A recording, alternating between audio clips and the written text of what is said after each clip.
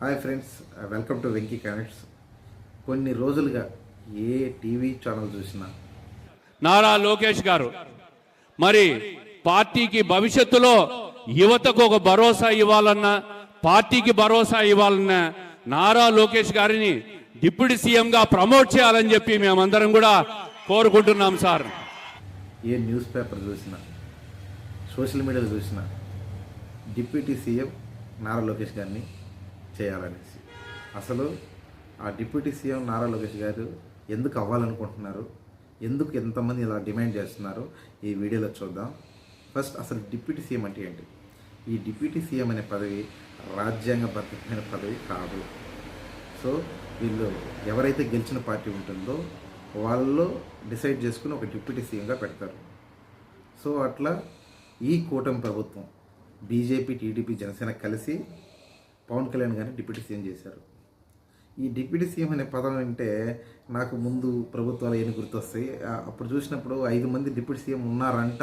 ఆ విషయం అంట మనకు తెలియదు, అది పెద్దగా రిజిస్టర్ అయింది కూడా లేదనమాట. సో వాళ్ళ పేర్లు కూడా మనకు అంతగా ఐడియా లేదు. అట్లా ప్రతి రాష్ట్రాల రాజకీయాల్లో ప్రతి ఒక్క పార్టీలో అటు గెలిచిన పార్టీ ప్రతి ఒక్కరు ఒక డిప్యూటీ సీఎం అనే పదవి పెట్టుకుంటారు. ఒకరిని పెట్టచ్చు, ఇద్దరిని పెట్టచ్చు, 5 మంది పెట్టుకోవచ్చు, ఎందుకంటే వాళ్ళ ప్రభుత్వం ఉంటుంది కాబట్టి. సో ఇలా ఈ డిప్యూటీ సీఎం అనేది ఇదనమాట. సో వీళ్ళందరికీ ఈ మంత్రి పదవి అనేది కొంచెం వాల్యుబుల్గా ఉంటుంది, కానీ ఈ డిప్యూటీ సీఎం అనేది ఒక గౌరవతరమైనటువంటిది అంతే. సో పవన్ కళ్యాణ్ గారికి అది ఇచ్చినప్పుడు ముందు ఎలక్షన్ ముందు పవన్ కళ్యాణ్ గారు కూటమిలో కలవక ముందు ఈ సీట్ల పంపకాలు కావచ్చు ఇవన్నీ కాంప్రమైజ్ అయ్యారు కాబట్టి నారా చంద్రబాబు నాయుడు గారు గెలిచిన తర్వాత డిప్యూటీ సీఎం హోదా ఇచ్చి అంది ప్రభుత్వ కార్యాలయాల్లో సీఎం ఫోటో పక్కన డిప్యూటీ సీఎం పెట్టాలని చెప్పి డిమాండ్ ఆదేశించారు.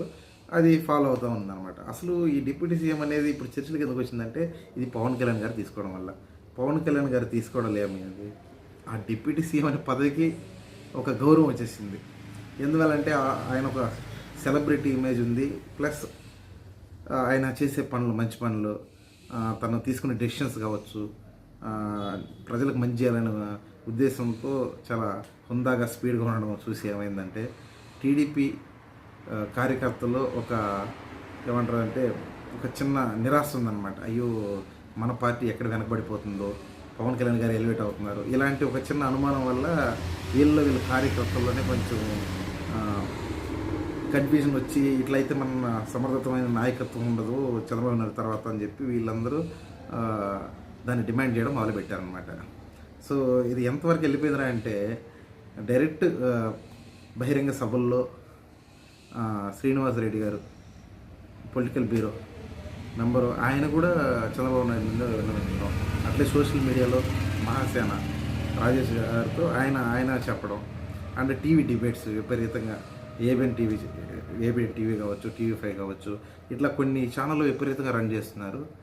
అందులో ఈయన ఆర్కే గారు ఒక కథనం రాయడం న్యూస్ పేపర్లో, ఇవన్నీ ఒక టీడీపీ కార్యకర్తల్లో కొంతమంది అతను ఫాలో అవుతారు కాబట్టి వాళ్ళు ఫాలో అవ్వడం జరిగింది. సో ఇది ఎప్పుడైతే న్యూస్ బయటకు వచ్చిందో వైఎస్ఆర్సీపీ వాళ్ళు విపరీతంగా అంటే కూటమిలో చీలికలు రాబోతుంది, కూటమిలో ఏదో జరిగిపోతూ ఉంది, ఖచ్చితంగా మనం నెక్స్ట్ దాన్ని క్యాష్ చేసుకోవాలి అని చెప్పి, సో వాళ్ళు పవన్ కళ్యాణ్కి సపోర్ట్ చేస్తున్నట్టు, లోకేష్ గారికి సపోర్ట్ చేస్తున్నట్టు విపరీతంగా అట్లా సోషల్ మీడియాలో ఇటు సాక్షి ఛానల్లో ప్రతి ఒక్కరు ఎవరెవరైతే సోషల్ మీడియాలో వైరల్ చేస్తున్నారో వాళ్ళందరూ ముందుకు వచ్చేసినారు అనమాట. సో ఇదన్నీ కూడా గవర్నమెంట్ అనేది కొంచెం ఫుల్ స్టాప్ పెట్టాల్సిన విషయం. ఎందుకు సిబిఎన్ గారు సైలెంట్గా ఉన్నారో మాకు అర్థం కావట్లేదు. దీని వెనక ఎప్పుడు జనాలు ఏమనుకుంటున్నారంటే ఒకవేళ చంద్రబాబు నాయుడు గారు రాజకీయ ఆట మొదలెట్టారా, లేకపోతే వెనకాల నుంచి లోకేష్ బాబు గారే వీళ్ళందరికీ కొంచెం పుష్ చేస్తున్నారా అనే డౌట్ ఒకటి ఉంది. ఇప్పుడు మనం చూసామంటే జనసేనలో కార్యకర్తలు పవన్ కళ్యాణ్ గారు ఆబ్వియస్గా సీఎం చేయాలనుకుంటారు. అదేవిధంగా టీడీపీ వాళ్ళు డిప్యూటీ సీఎం నారా లోకేష్ గారిని చేయడంలో తప్పులేదు, ఏదో వాళ్ళు అడుకోవడంలో.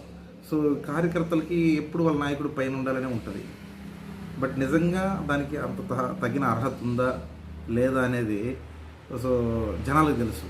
సో ఇక్కడ ఆ డిప్యూటీ సీఎం అనే పదవి వల్ల ఎవరికి పెద్దగా పొడిచేసేది ఇట్లా ఏమి ఉండదు.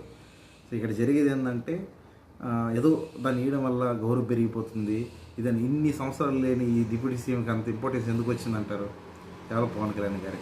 సో ఇక్కడ ఏదో పదవి, మన పేరు మీద పదవి ఉంటే పెద్ద మైలేజ్ వచ్చేస్తున్నది కాకుండా, సో మనకి ప్రజలు, నేను కోరుకునేది ఏంటంటే ఈ కూటమి ప్రభుత్వాన్ని ప్రజలకు మంచి చేయండి, ఏం చేస్తే బెటర్ పొజిషన్కి మన ఆంధ్రప్రదేశ్ వస్తుంది దాని మీద ఫోకస్ పెట్టాలని నా పర్సనల్ ఒపీనియన్ అనమాట. సో డిప్యూటీ సీఎం వచ్చేస్తే ఏమవుద్ది, అదైతే ఏమైపోతుంది. నాకు ఈ నారా లోకేష్ గారికి నేను అనుకునేది ఏంటంటే, నిజంగా మీకు డిప్యూటీ సీఎం అయ్యే టైం వచ్చినప్పుడు మీరు ఖచ్చితంగా మీకు వస్తుంది. కాబట్టి మీరేం చేయాలా, మీ పార్టీ పెద్దగా ఉండి పార్టీని ఇంకా బలోపేతం చేసేటట్టుగా మీరు ప్రయత్నించాలి. ఇప్పుడు ఎట్లా అంటే, ఒక పదవి ఇచ్చిన తర్వాత ఇంకొక పదవి దాన్ని రెఫర్ చేయడం వల్ల ఆ పదవికి ఉన్న ఏమంటారు ఆ వాల్యూ అనేది తగ్గే ఛాన్స్ ఉంటుంది. అట్లా కాకుండా ఈ పొత్తు సక్సెస్ఫుల్ అవ్వడానికి మెయిన్ రీజన్ పవన్ కళ్యాణ్ గారు, అది మీకే కాదు రాష్ట్రంలో అందరికీ తెలుసు.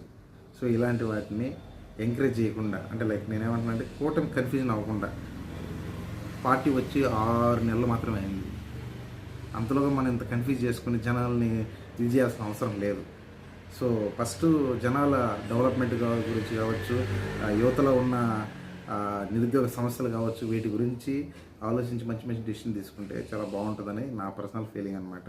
సో మీరు చెప్పండి ఫ్రెండ్స్, ఇప్పుడు నారా లోకేష్ గారిని డిప్యూటీ సీఎం అనౌన్స్ చేయడం కరెక్టేనా, లేకపోతే పవన్ కళ్యాణ్ గారు ఈ డిప్యూటీ సీఎంని ఏమైనా మిస్యూజ్ చేస్తున్నారా, నాకు అర్థం కావట్లేదు. సో మీకు ఏదైనా తెలిస్తే కింద కామెంట్ సెక్షన్లో పెట్టండి. సో ఇదన్నమాట. సో నెక్స్ట్ వీడియోలో కలుద్దాం.